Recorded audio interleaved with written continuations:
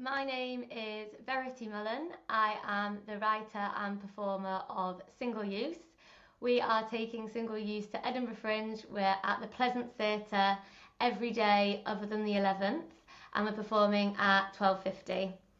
And we also have a London preview, which is at the Seven Dial Theatre, and that is on Friday the 25th of July at 8:30. Single Use is a one-woman comedy, and it is a show about takeaways, trash, love and plastic. And the show starts with a character called Ella. She's a bit down on her luck, she's struggling to pay rent, she's got bad relationships with family and friends, and she's generally just a bit lost. And as her problems get worse and worse, she decides to focus on the impossible task of recycling.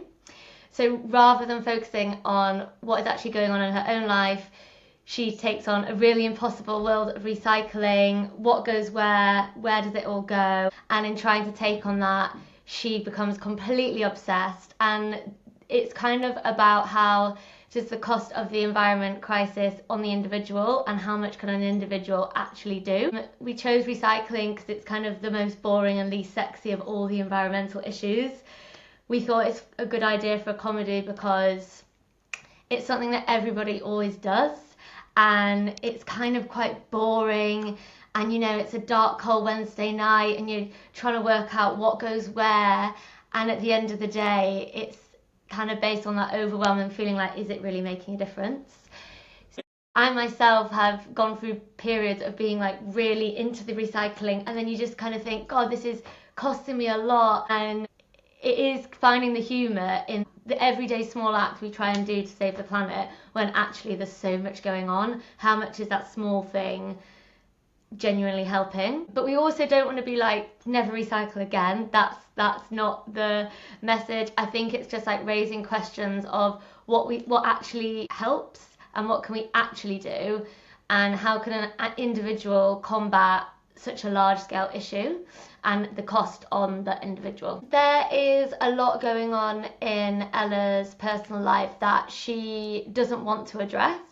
For example, her workplace is potentially closing, she has bad relationship issues with members of her family, in particular her mum, that she ignores and ignores until the point where it gets really, really bad, which is kind of tied into the theme of a lot of issues in the environment. We can ignore and ignore, but it's actually only going to get worse. So you're actually a lot better dealing with your rubbish before it piles up and becomes like unobtainable in a way. It is quite a surrealist ending. We go so far that it gets quite surreal, and she ends up eating her own waste, which is trying to be like just showing like the impossibleness of the task. It's a very surreal ending, and it's hopefully showing that it's a really endless question and we don't really know the answers. I'm not really sure anyone does, but we like to try and tie the personal with the environmental, because I think that's the way people actually can make a connection. And something like, you put your bins out every week and you don't actually know where it goes. Well, I definitely didn't. I just knew what day and what colour bin, and I thought that was enough. But it's actually, if you don't face problems front on, how do you actually know what's going to happen? So that's the way we kind of tie it between the personal and the environmental. It is a one-woman show, so it's quite physical, and it was really good. I spent a lot of time writing it on my own, but it was really good to work with Emma to bring the show to life. Then we did 3 nights at the Hen and Chicken in January, which was a work in progress, which went really well. And from then we just kind of thought, let's apply for Edinburgh and see what happens. And we're so happy that we're at the Pleasance. So it's really dreamy. I have always loved theatre. I remember the first show I saw was like Miss Saigon at Bradford Alhambra, and we were sat in a box, and like when the stage turned, when the American troops fly off, I was just like so amazed. And so all through school I loved doing drama. I was never cast, I was never a lead, I was always an understudy or in the chorus, but it didn't ever dissuade me. And then I went to University of Manchester and studied drama and English there, And I spent a lot of my time doing shows in the Drama Society, met a lot of my friends from there who are still working in theatre, and then I went on to study acting at the Royal Conservatoire of Scotland, which was a 1-year acting masters, which was a brilliant course for me because it gave you training, but you also study texts. That was in years of, waiting things to happen. But for me, I've often had a small thing that just reminds you like how much you love it, and I do think like you have to be in it to win it, and that perseverance like really counts for something. I think I always try and stay creative. I like writing, I like going to theatre, I like singing my choir, and I think even when you're not acting, you can still surround yourself in theatre.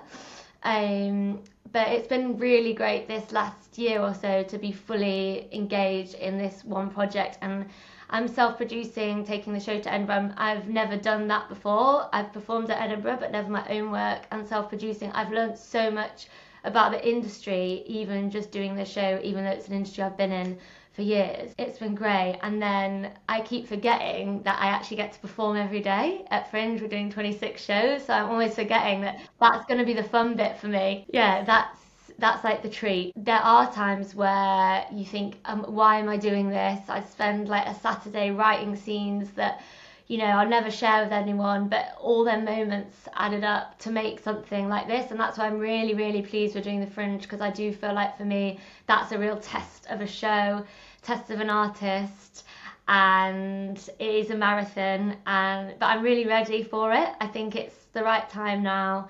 I'm more confident now in like my work and the show than I've ever been, and I've got a good team. So I think, yeah, you just have to keep going. We've created Orange Screws Theatre. That's me and Emma, who is directing and co-creating the show, and I think it's just the beginning for us because we work so well together, and I think there'll be loads more to come. And you're wearing orange as well. Orange is my favourite colour. I'm ginger, it's my energy colour, and there's a lot of orange in the show, so oranges are the best. We would love it if you come see Single Use.